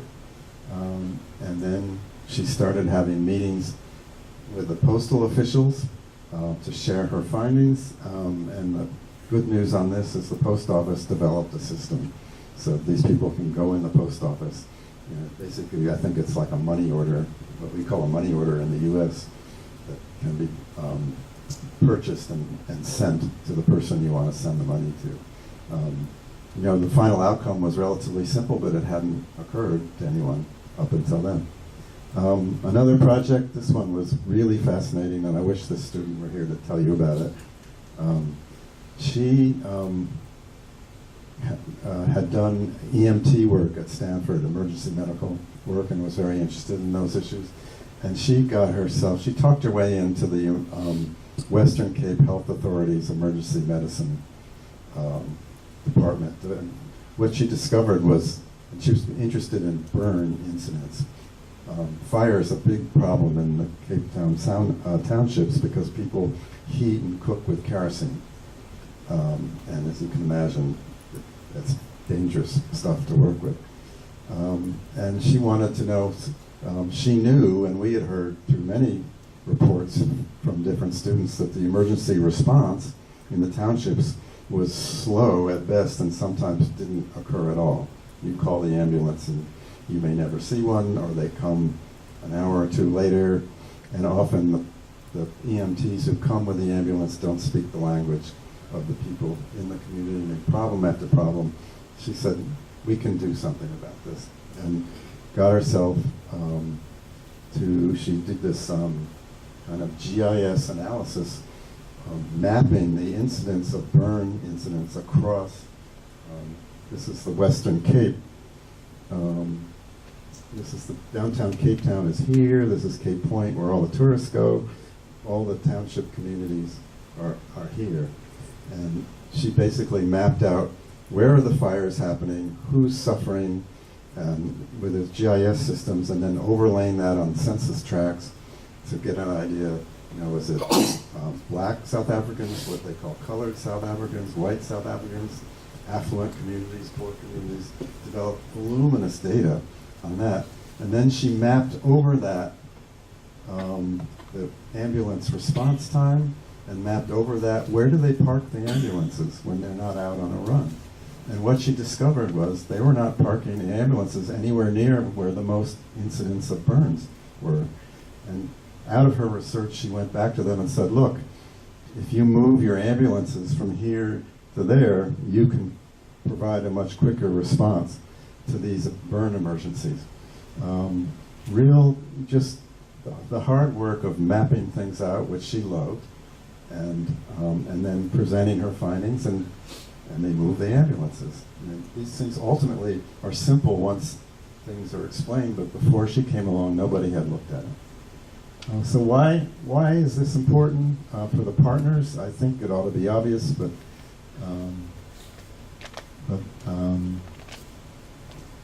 it contributes to their work. It solves problems that wouldn't otherwise get solved. And in my opinion, what makes this work is the long-term partnership in our case, between ourselves and these organizations. That often, a couple of these projects, I've told you, significant change happened as a result of one project, but usually it's many projects building on each other over time. And the trust that we built up amongst each other, working together on these projects over time, greased the wheels. So instead of it taking hours and hours or voluminous cups of teas to organize a project, we could begin to do that much more quickly. Certainly contributed to the students' development. For the partners, we brought them together every quarter for meetings. We ran conferences, did all kinds of things with them outside of the projects. And it became a great networking resource for them. They met people in other organizations they didn't know existed. And their staff, one of the reasons they wanted us doing this is it gave their staff experience in doing this work. They're all on grant funding. They all have to do monitoring and evaluation of their work. They don't have the skills to do that. So students came in and did some of that work, and their staff worked alongside them that could learn. It was hugely transformative for the students. I think you can imagine what it did for these students when they carried out this work. One project I didn't tell you about was a student who worked for an outfit called Women on Farms. And they were like a farm workers organization, labor organization for women who worked on farms. And farm workers in South Africa are the most oppressed labor group. And at the time, the government was proposing a national health insurance scheme for the first time in South Africa. And it was going to be deliberated in Parliament. And the farm people at Women on Farms said, we want the issues of our women farm workers at the table when they design this national health insurance scheme, and health access is a huge issue for them. So they asked, could you provide a student who'd go out in the fields and talk with these women and gather their stories and help us know what to lobby for when the hearings get going on this national health insurance scheme. So this was a blonde-haired, angelic Stanford undergraduate being sent out to work in the farms outside Cape Town with uneducated women farm workers who only spoke Afrikaans. And she's, first thing she realizes, oh my God, I'm going to need a car to get to some of these places. And they don't have, South Africa didn't have cars in those days that had automatic transmissions. So she said, I got to learn how to drive a standard transmission car. This is the kind of kid this was. And then, so she did that, and practiced in the parking lot of our office, and then partnered up with the Women on Farms people and spent 3 months going out on these farms. They had to sneak into the fields because the farm owners didn't want people talking to their workers. And she gathered the most amazing stories, heart-rending, some of them, and wrote just an absolutely gorgeous paper that ended up winning the undergraduate research award at graduation at Stanford, which was amazing to me because this kind of messy research had never been recognized on campus before. She won the award for that, and they took her findings and went to Parliament to work on that bill. So it's exciting work and transformative for the students. So quickly, I don't know how we're on time. 5 minutes? Yeah, okay. Let me just race through the end. It's not just at Stanford that this work happens. Tufts University has an amazing community research center. I could tell you about this project out of there on a Native American reservation in New Mexico that was astounding example of this kind of work. The University of Cape Town now uses the word social responsiveness to describe this work, and they have what they call a knowledge co-op that is the broker and organizer of these kind of projects between faculty and community folks. There are lots of resources available through Campus Compact. If you don't know them, you should find out about them. Their website is available to you with all kinds of resources. There's a Research University Civic Engagement Network on that website that we organized several years ago that produced a Research University Engaged Scholarship Toolkit, which is updated annually. And it's really an annotated bibliography of literature about this work that you would find very helpful, I think. Some of us then wrote some papers through that project titled New Times Demand New Scholarship, where we tried to make a theoretical case for why this work is important now and why and how to do it. Further research sources are available in terms of faculty interest. There are numerous ways to do that. I think what I'll just close with is publication outlets are important to engage and sustain faculty interest. Campus Compact has a web page with some ideas about that.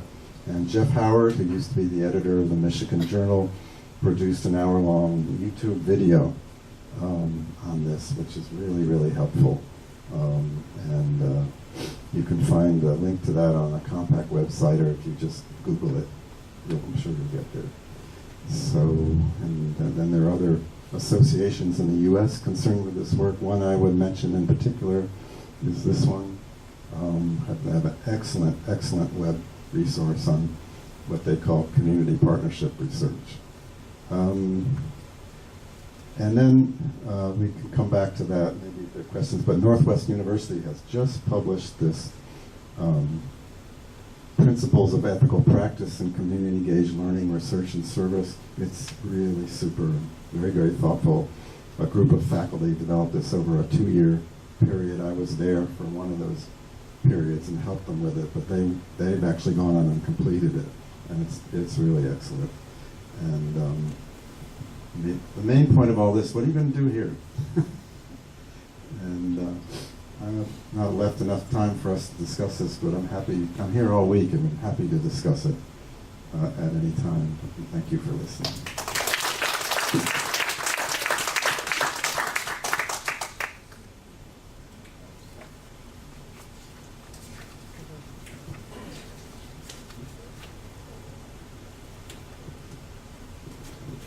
Okay, so thank you, Dr. Stanton, for your inspiring words and sharing with us the benefits of the actual research. And he has also mentioned about different service learning model with the elements like democracy, service and education, and some more experiential learning cycle, and some more other details about different researches. So it is time for a Q&A session. So we welcome you to ask any questions towards this topic.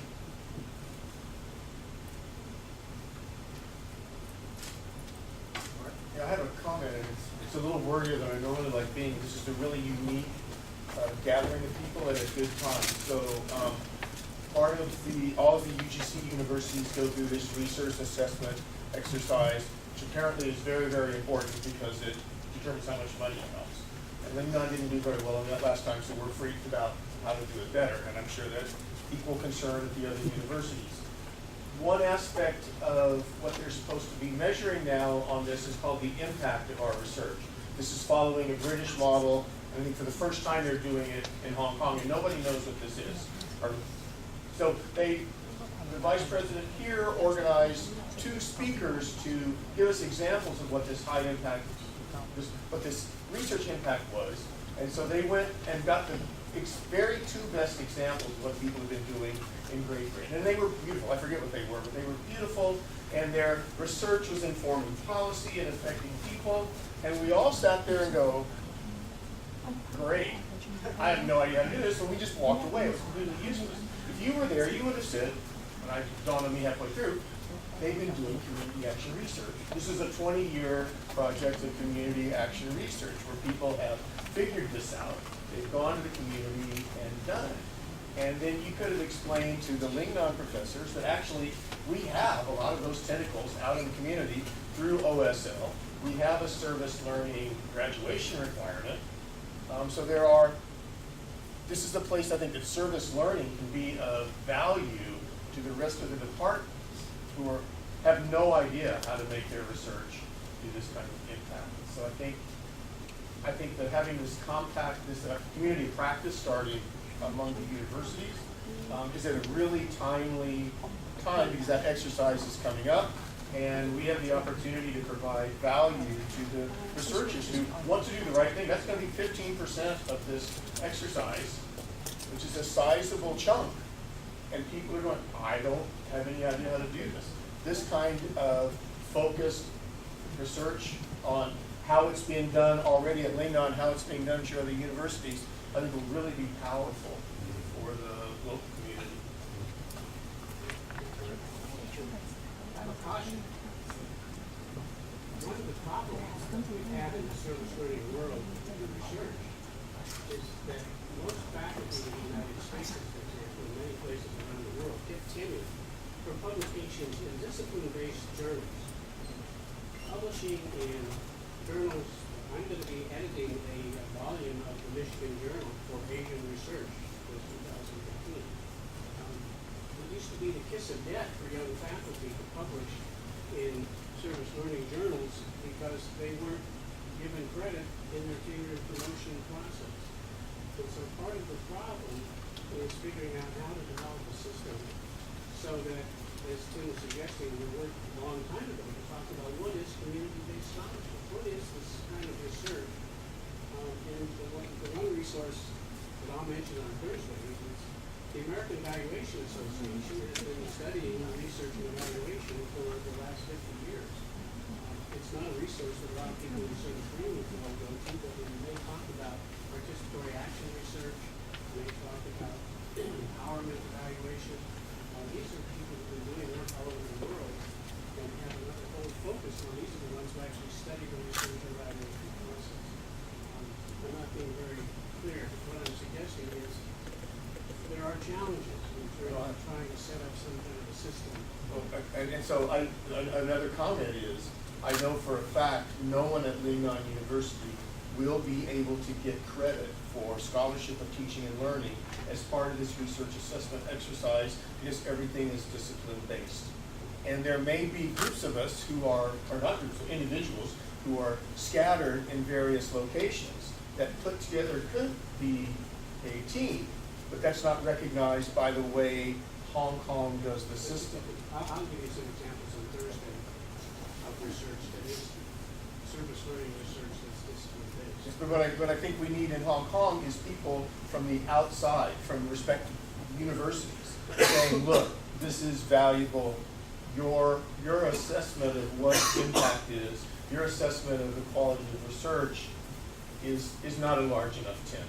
Yeah, just a quick comment on that. The place or country I think that's doing the best work on this right now is Canada, and British Columbia particularly, although Ontario as well. And one of their strategy has been not just at the impact level, but at the IRB level, at the Institutional Review Board level, because IRBs don't know how to assess a community-engaged research proposal. And what the Canadians have forced through is to actually, as part of the IRB process, the community partners have to have a voice. And so the next question is, well, then community partners ought to have a voice in the impact assessment. It's all of a piece, and they have driven it through in some cases in BC. And I can't give you the exact link off the top of my head, but if you noodle around on the internet, you'll find it. And I'm inspired by some of the work they're doing. University of Victoria has been one of the leaders.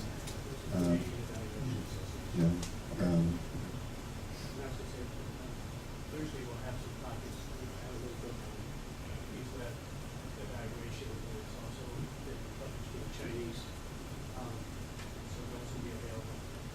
And the other issue is that when you start doing research and actually working with younger people, I do a lot of research with elementary school and middle school, high school kids. IRBs have no idea what to do with youth researchers who are 12 years old. It's just not under range. Okay, I'll be back. It's okay. Thank you for your comments, and thanks also Dr. Stanton for your further explanation.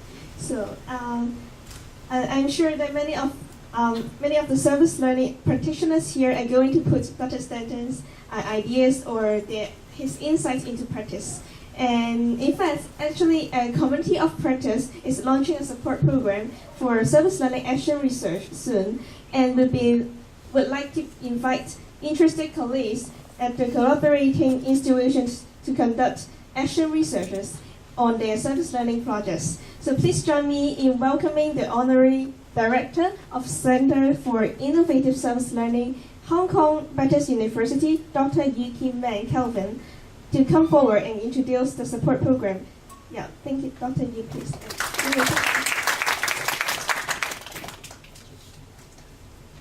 Thanks, Steve, for such an enriching talk. Actually, I must say there's a lot to take in. Thankfully, we have his slides, so we can actually go through it. We are also actually very much heartening of the projects, the students, and the impact it has on the community. Actually, we have mentioned about being a faculty is difficult because sometimes we think that some of the things we do, and even some of the publications we write seems not to count. But I'm always optimistic because I always think maybe 5 years ago I never thought of writing apps can be such a you can make a living.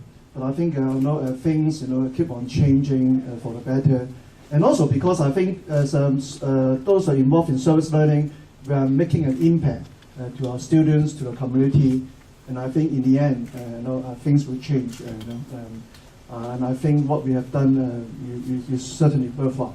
Okay, so I know I'm between you and your lunch, so I better be quick. So okay. So well, as academics, okay, we always want to see and learn what we have done. You think, okay, we always want improvement or the impact it has on our students, on the service recipients, and on the community. Hopefully, that we are able to give us information so that we can do better. So, so of course, there is the improvement, okay, and through the oriented action research, and so that we can, better design the SL subjects, and also evaluate the effectiveness. So, of course, I think you are very interested to know that, this project, the UGC funded the 4 institutions. Give you a staff in one of the 4 institutions, you are qualified. Okay, so it will be mainly the faculty teaching staff for credit bearing SL courses, and we hope to for the action research to bring about integration of academic disciplines. Because service learning actually involves sometimes multidiscipline. Okay, so I think it's also a good opportunity for researchers or faculties from different disciplines work together on this action research, and also to see what are the student transformation. We know that our students are being transformed, but in what way? So that we can learn more about it, and also very important is the collaboration between institutions, because sometimes because of the funding, a lot of times institutions tend to compete. But I think it is a good opportunity through this project that we can work together. So I'm actually much looking forward to it. And then of course is the impact towards the community.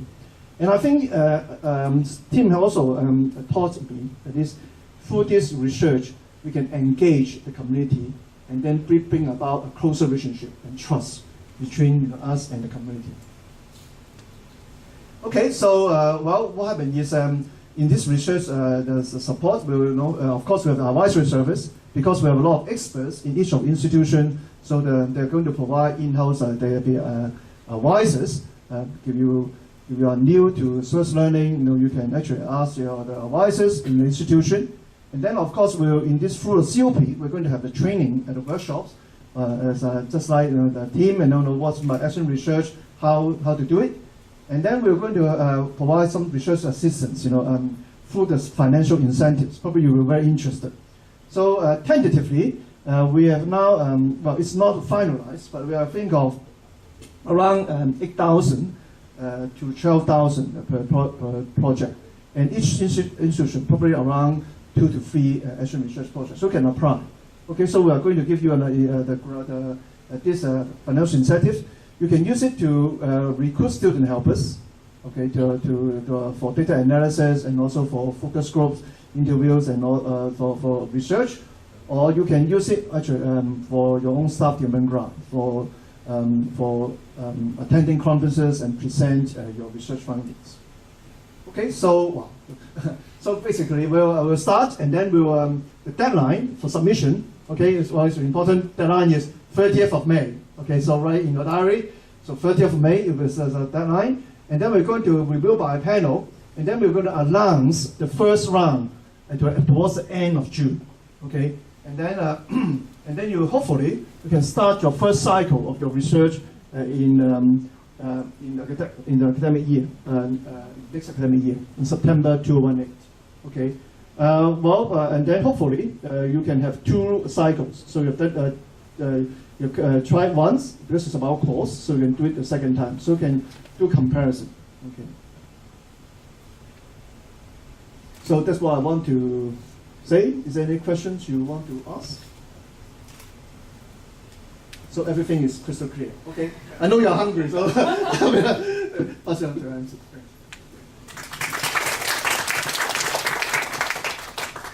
Thank you, Dr. Yu, for a further explanation about the support program. So in order to show our gratitude to Dr. Timothy Stanton, a community of practice has prepared a souvenir to Dr. Stanton. May I invite Dr. Yu to present the souvenir and invite Dr. Ko to take picture with the guest? These souvenirs are the products of RWB 330, a social enterprise promoting positive thinking and helping people in recovery of mental illness.